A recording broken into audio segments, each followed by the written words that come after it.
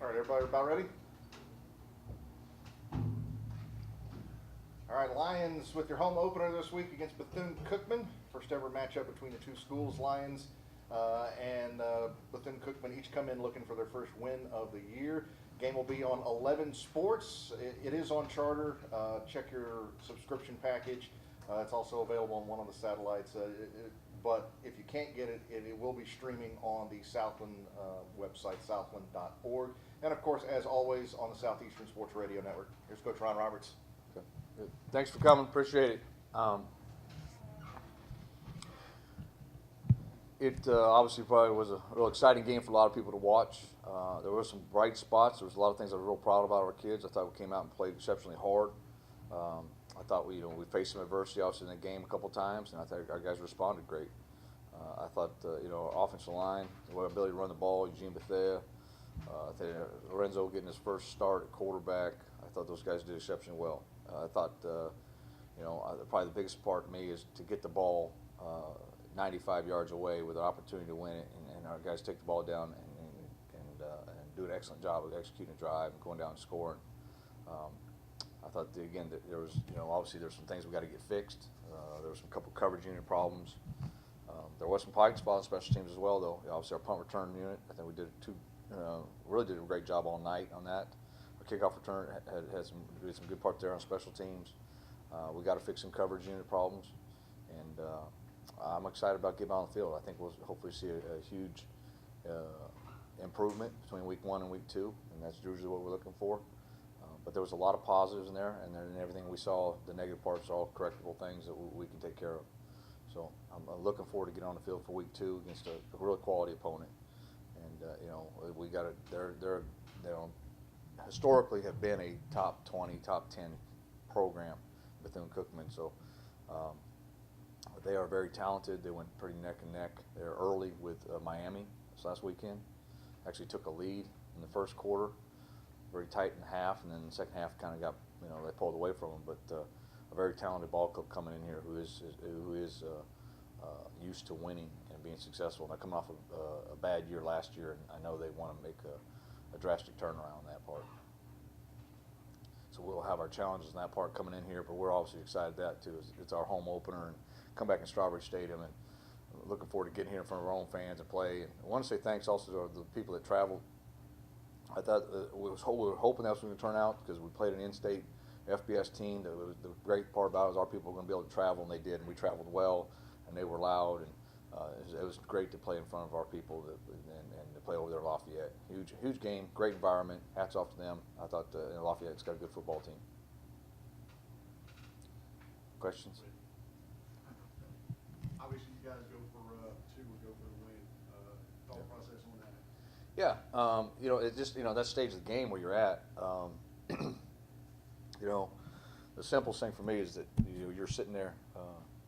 We're on the 3-yard line, and these things that when you go to overtime, they back you up on the 20, and you would die to be on the 3 with an opportunity to win the ball game. So the chances are there, that you're gonna make the most of it. You got 3 yards to go and to get the W, and I thought we had a play. I thought we had the right call, and we did, and it was there. We just didn't get it executed. And, hats off to them. Coach, what are the positives you take out of Saturday's game? There's a ton. I mean, I think you start with some of our return units and how they did in special teams. I think you talk about our offensive line, our ability to run the football. I think you talk about Lorenzo Nunez's ability to make some things happen, and which we knew was his ability to do that. And then how I was really pleased with how well we threw the football with success. A couple breakdowns and some protection things, but that's the things we can get cleaned up and improve along. Defensively, we had a bunch of stops. We had a lot of good drives, but we had way too many big plays, too many missed tackles. But the positive thing is, again, I thought we went an FBS opponent and probably the most talented team we're going to see all year, and our guys, the benefit of that, you get to see where your mistakes are because you do get exposed, and sometimes you can play a lesser opponent and you make the same mistakes, but you don't get exposed. You really don't know where you're at. So to me, that's actually the beauty of being able to play, playing FBS teams. So I liked the way our kids responded. I liked their mentality. I like how they prepared for the game. You know, yeah, we had a couple new guys, young guys that did get big-eyed, and they got the deer in the headlights look going in the game, and that's good. We got it out of the way, you know. So and we played some true freshmen in that ball game, first time probably in a while. We had two true freshmen play significantly on the offensive line. We had some cramping issue there, and at one point we were down 3 starters, and the guys came in and and kept rolling and showed they got a bright future here. So I'm excited about a lot of things. There's a lot of reasons to be positive. No, we're not where we want to be. We're not, you know, and you don't really expect to be in game 1.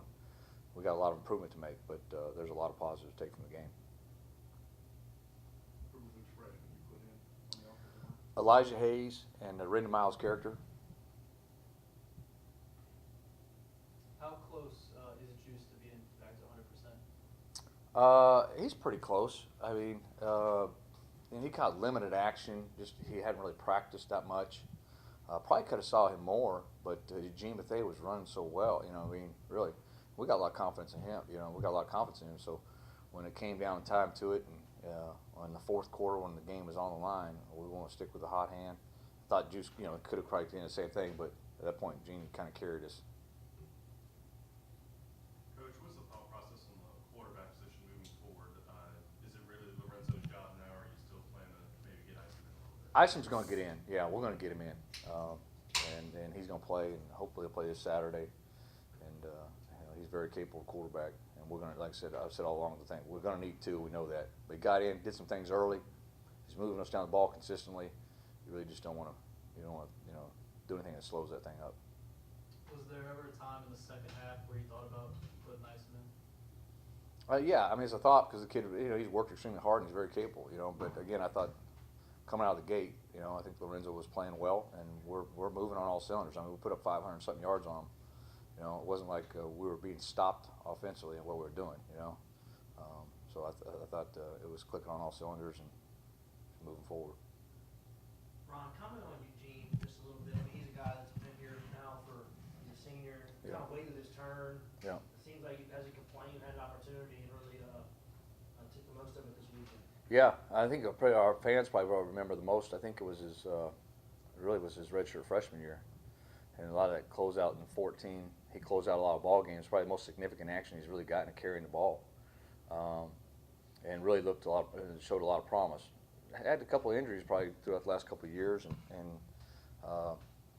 but we knew in the spring ball, and you know, that kind of goes back to you found a diamond really because Gene was out, and I think it really gave him an opportunity to thrive. Did in spring ball, we knew it, we saw it. Comes in fall camp, does it again. I mean, he worked extremely hard in the off season to prepare himself to get ready to play his best football, and that's what you want out of your seniors. And right now, he's playing at a pretty high level. You talked going in about having confidence in punt returner. Do you expect something like that from Max the first time he touches the ball back there? Well, knew he was going to do what we were supposed to do. You know, we thought that we were going to have a chance to hit some big returns on him on the punt team. And it really goes. First, our guys did a great job of blocking that up. You know, he's going to get a pretty healthy return, but you know he's going to turn it into a touchdown because he's going to make a couple guys miss and do his job to finish it off. And that's what you want, a guy that can do that. When you get it blocked up, can he add on to it? Can he extend it? Can he make a couple guys miss to get there? And the second one was really big because he had, you know, we talk about all the time. You got to really a lot of times you got to be able to make the first one miss so you can get a chance to get to the wall. A lot of guys can't do that. And we really haven't had a guy in the last couple of years that can do that. He's going to get tripped up by the first guy. He never gets an opportunity to get to the wall. We thought Max was going to do that. Just you know, he's a tough competitor, and you know, we kind of had high hopes that he was going to be the answer we were looking for. Coach, what do you know about Bethune-Cookman's offense? Kind of starts really. I think their offense is kind of built around their receiver core. I'm not going to say I'm never good with names, but you said 17, 15, 6. Kind of the foundation. They're all been there for a couple of years playing. A little different. 17 is a deep ball guy, makes a big plays. 15 is a dynamic punt returner. He's a guy again can stretch you deep. 6 is more of the inside slot guy that's going to be able to catch the ball, make people miss, and do this stuff. But they're really good at receivers. They got a big offensive line. They're about 6'5", 330 across the front. So they're a big offensive line. They got an experienced quarterback. Got a couple running backs we'll see coming in here. But I think it starts with the wide receiver core. The play that everybody seems to talk about is the Torrance Mosley interception that got wiped away. Yep. What did you see on that play? Did you think it was a flag? Or? I thought Torrance made a heads-up play and made a nice interception. Any word about maybe the weather with Bethune-Cookman, with the storm going towards their campus? Any conversation about that? They're getting some storm coming. It's coming their way. I don't know if they've identified exactly what they're going to do. They may try to get out of there early to make sure they're here on Saturday. What are you seeing so far through their defense that might be a challenge? It's probably the guys that stick out defensively is obviously they got a defensive lineman, 92, real good football player that against Miami was, I mean, he was knocking a lot of Miami guys back, and he kind of wore their gave their center all they could handle, was putting him in the backfield a lot. So he's obviously a big physical guy inside. And then the two safeties are really good players, very active all across the board. I think 22 is up for the FCS player, the defensive player of the year. Is up for, I think it was up for some award. And he had 13 tackles versus University of Miami. He's all over the field. He's a great player. We're obviously going to have to know where he's at, get a hat on him, and make sure we can handle him. Ron, I don't like to compare seasons, but I kind of walked out of that stadium on Saturday kind of the same way when we walked out of South Dakota State in 13. You go over there, you play a really good team on the road. You look at the stat sheet, kind of dominate the stat sheet, and at that point, kind of clicked for that team that, hey, we're a good football team even though we lost that game. You kind of feel that little bit of that coming out of Saturday? Yeah, I mean, I think our guys understand that we got an opportunity to be a good football team. We've been talking about that in fall camp, but sometimes they're not going to really realize it till the proof's on the pudding. I think we probably had some guys that were kind of shocked at halftime. I mean, with our own, wow, they hoped for it, but weren't really sure we were going to be there. So I think as a team right now, we got some confidence in it. It was one game though, and we got 10 to go, and you can't rest on anything. You can't say whoa, we're going to be good. We got to go work to be good. We got to take care of our business and get better this week at practice and come out and prove it. Our hands are full this week. I mean, Bethune-Cookman's a really good football team. Talk about their size on the offensive line. Yep. Some new guys on the defensive line. Is there any concern there about doing that? No, I mean, yeah, I mean, we're concerned obviously their size and how big they are, and physical and those things. Yeah, so that's, I think anytime you're facing somebody that really that big, we just got to go out there and we just got to get better. We've got I think we played really 5 significant guys in defensive line. We got a couple. We wanted to try to thought we were going to get 6 and 7 in, and just didn't. We're in a battle and it's going. And really just didn't have an opportunity to get them some significant reps.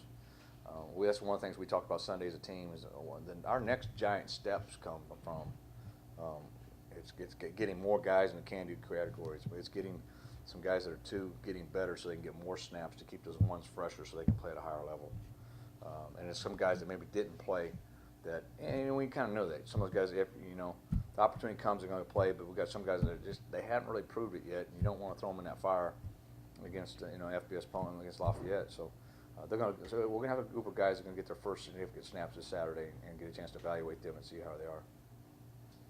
It looked like you guys stayed relatively healthy except for some cramping. Is there anybody that was injured not going to play Saturday, or anybody that was inactive Saturday that's going to play Saturday?